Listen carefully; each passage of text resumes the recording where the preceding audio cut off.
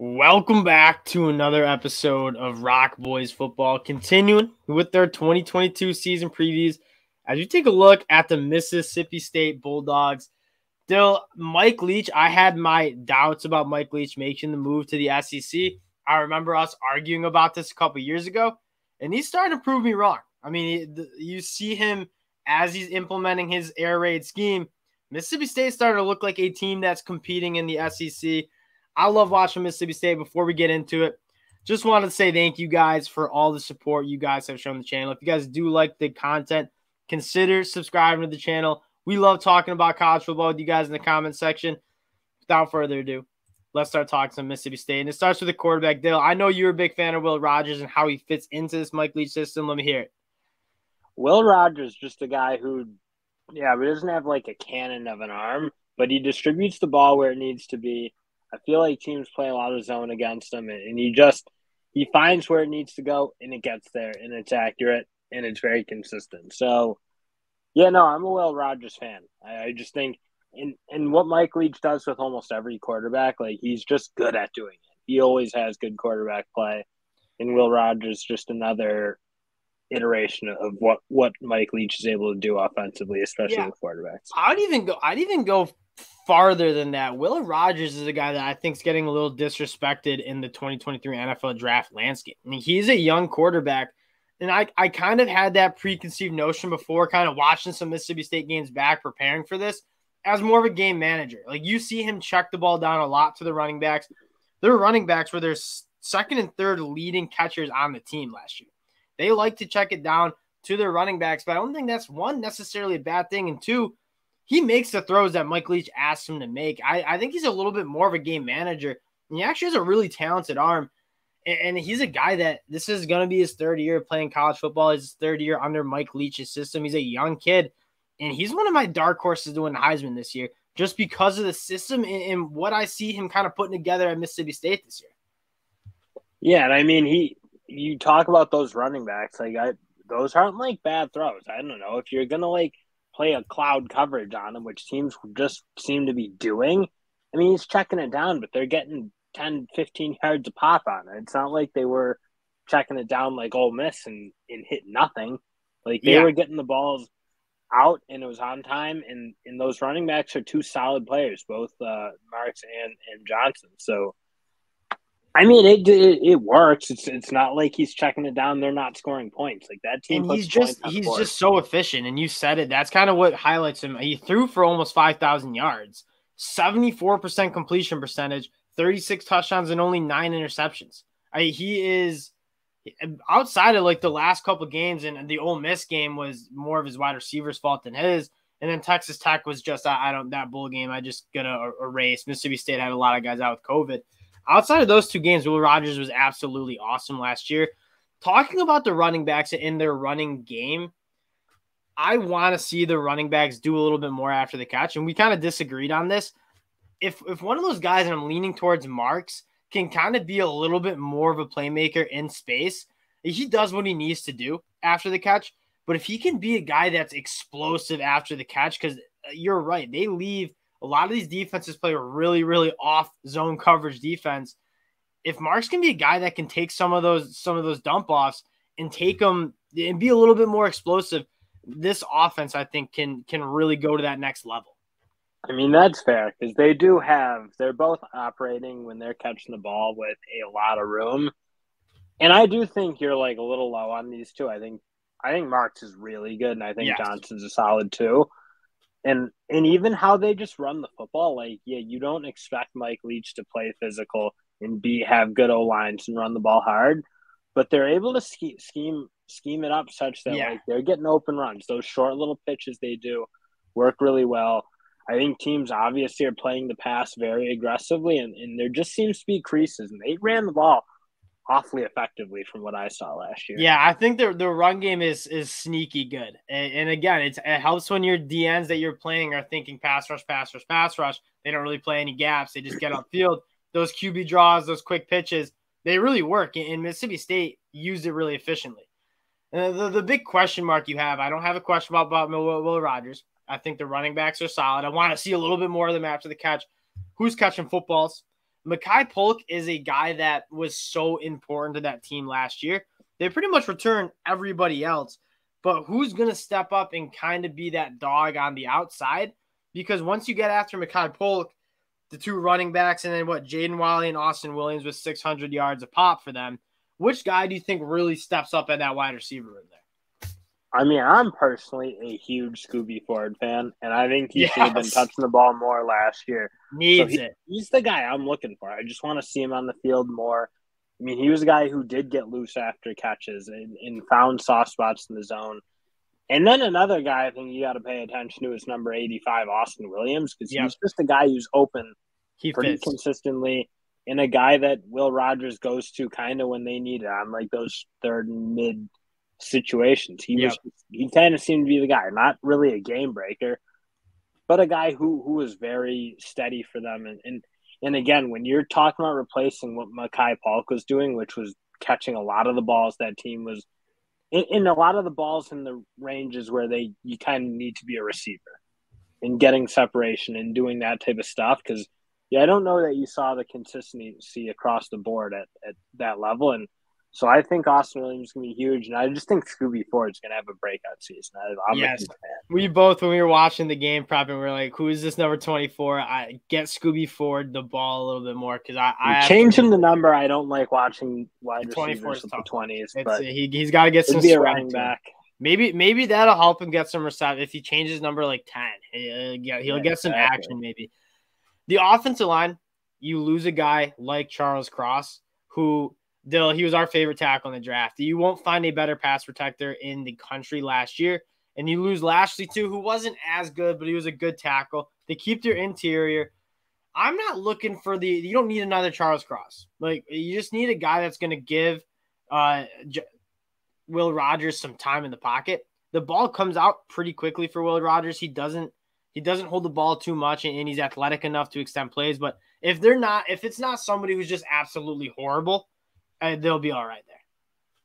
That's kind of how I think it. It's not like they ask them to do a ton in the run game. They're not asking them to move bodies like you are at a Wisconsin or Michigan. But you're asking them to be solid in the pass pro, and I think they should be good. Yeah, you keep in the interior. You might move one of those interior guys to one of the tackle spots, but at the end of the day, it is going to be very high. It creates a natural question when you have to replace a guy of the Charles Cross ilk, because you can do a lot with him where you just don't need to think about him. You just plug him in, you block whoever's against him, whether that's Will Anderson or anyone else, and that's really just hard to replace. On the defensive side of the ball, Dale, it's actually a defense that was really good. I mean, they were 63rd in scoring, which wasn't great, but 30th in yards per game. And so it was an above-average defense that probably doesn't get enough respect nationally. I want to start on the defensive line because there's some guys that I think can give you some juice. Guy like Randy Charlton was a guy that I like. Who do you think can kind of step up and give Mississippi State a little juice in that pass rush? Nathan Pickering and Cameron Young, I think, are two absolute horses in the middle. And you don't think, like, Mississippi State, great defense. Well, I mean, they have had some really good players come out of that system. But I guess you don't always think of them, especially not with the Mike Leach era. Yeah. But those are two guys who play really physical. I mean, they're making plays against the big dogs like Alabama, Texas A&M. Like, that's a really good tandem, I think, inside and keep each other fresh and just make plays. So I'm excited about getting those two back. Yeah, and then at the linebacker, you got no questions. You're returning pretty much all your leading tacklers there last year. Tyrus Wheat's a guy that we're talking about getting some negative plays, some pass rush. He's a guy that that's what they need. Got behind the line of scrimmage a lot. Nathaniel Watson is a really, really good middle linebacker. And then Jet Johnson comes in and I think, 86 tackles on the year last year. All three linebackers have played a lot of football. They've been productive. This group will be good. And then the secondary. You lose a guy like Martin Emerson, who we liked a lot. Emmanuel Forbes, I think, will be a side note. When I'm watching Martin Emerson film for the draft, I always thought Martin Emerson was Emmanuel Forbes. They got that same little look to them. They're longer, skinnier guys. Yep. Emmanuel Forbes looked really good against some good competition last year. I think he's one of the best cornerbacks in the country. Keyshawn Butte got him a little bit in the LSU game, a couple plays. But Emmanuel Forbes has that dog in him. He wants to go up against the best wide receivers in the SEC, and he hangs around with them. And I think a guy that comes into his third year, I think he's going to really hold it down there at the secondary spot. One thing I want to see, and this might be more of a coaching thing than anything, but like let those corners play a little more aggressive because they played like a little bit more of a bend but don't break system. But I think you have some corners, and like an Emmanuel Forbes who can play elite, not elite, but like really good press coverage, and let them try to give up less completions and not just play for the red zone kind of thing, which I think a lot of defenses are doing, but not the great defenses. I wonder if like you can like turn them loose a little bit and let them play a more aggressive style of football.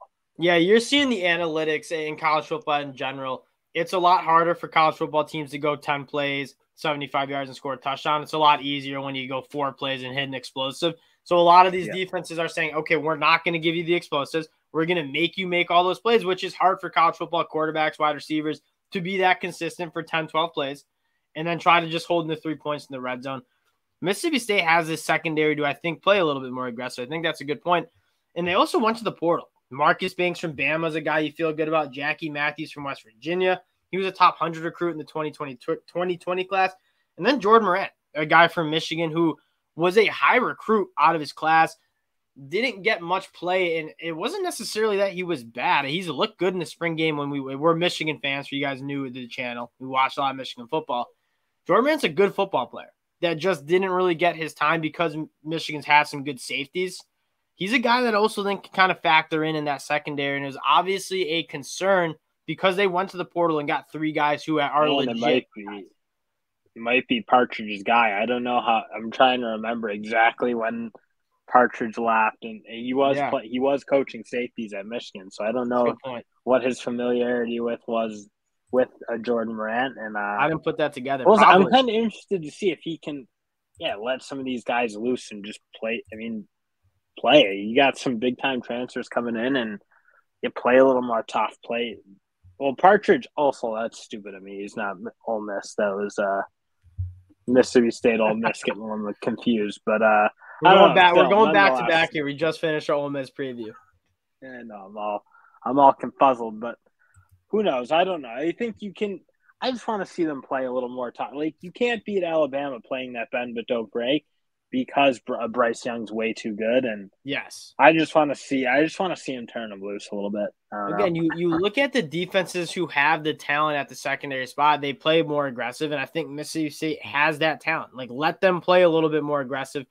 Dill, I want to take, this is a team that we don't give out too many betting picks this early. We're normally just previewing the team, getting familiar with each roster. This 6.5 wins. I think this team can win 7 games pretty comfortably. Want to take a look. They play a decently tough out-of-conference schedule. Memphis, who beat them last year in some, I'm sure the Mississippi State fans just straight up call it some BS. Calvin Austin picking up that punt. It was a weird play. They lose the game probably because of that. They'll beat Memphis this year. That's actually a game that I want to bet on just because it's going to be a revenge game. I'm sure that this is a bitter taste in Mississippi State's mouth. On the road at Arizona. Arizona will be a decent team, but Mississippi State will take care of them. Then you go at night on LSU, and you're getting LSU at a good time. An early game where LSU has a lot of new faces on that team, obviously a new coach. It's a very winnable game. It's hard to play night games at LSU, but it's going to be a fun one. I think this will be a good game here. That's like the type of game, again, I know we talk about it, but these SEC teams that are kind of trying to get their way into the top, you just need to start beating LSU consistently. You need to start beating A&M consistently, Kentucky. Like, those are the games that just need to be wins if you as Mississippi State want to take that jump into being an SEC 9, 10, totally agree. Like, asking you to beat Alabama on the road is tough. I'm not going to pick Mississippi State to do that, but there's teams, Texas A&M with questionable at quarterback, Arkansas on the road at Kentucky. Like, if they can win 2 of these games, even one of these games, you'll set up pretty well. You obviously go on the road at Bama. That's a tough one. Auburn, very winnable. That's another one you'd file in those. Like, if you want to win 8, 9, 10 games, got to beat Auburn. ETSU, kind of a softball game before you go on the road in the Egg Bowl. Another kind of revenge game where Mississippi State was clearly the best team last year. Lose a a game that just was stacked against you in multiple ways. The rainy, you kind of a spread them out, throw it around the yard, and it was pouring rain. And this is a team that can beat Ole Miss, and it's going to be a revenge game. I'm guessing the Mississippi State fans, like, if I was Mississippi State fan, I'd be really upset about that loss because it felt like they probably should have won. And that changes the narrative of this season. Like, and they came out flat against Texas Tech. I mean, you're talking about it. You went 7-6 last year. You beat that. You go 8-5, and then probably beat Texas Tech in the bowl game and have a 9-win season. So the narrative really switched up when you lose to Ole Miss, and then you get blown out by Texas Tech in a bowl game that I'm not going to read too much into. But again, this is a team that I think can compete with most teams in the SEC. They have one of the best, in my mind, quarterbacks in the whole entire country in Willa Rogers. And I'm excited to see how the Bulldogs look in 2022 with a Mike Leach scheme that's in its third year. Like, it was a big change. That offense looks a lot different. These guys, Willa Rogers, third year with Mike Leach. You have to be optimistic about it. Before we get out of here, guys, just want to say thank you for the support. And because of all that support, we do have a presenting sponsor of the show. Support for ROC Boys Football is brought to you by Manscaped, who is the best in men's below-the-waist grooming. Their products are precision-engineered tools for your family jewels. Manscaped's Performance Package, the ultimate men's hygiene bundle. Join over 4 million men worldwide who trust Manscaped with this exclusive offer for you. 20% off and free worldwide shipping with the code ROCBOYS at manscaped.com. Guys, if my math is correct, that is 8 million balls. Use Manscaped. It is the right tool for the job. I can personally vouch for it. It's absolutely awesome. And again, we appreciate all the support. If you guys do like the content, consider subscribing, and we'll talk to you all later. Peace.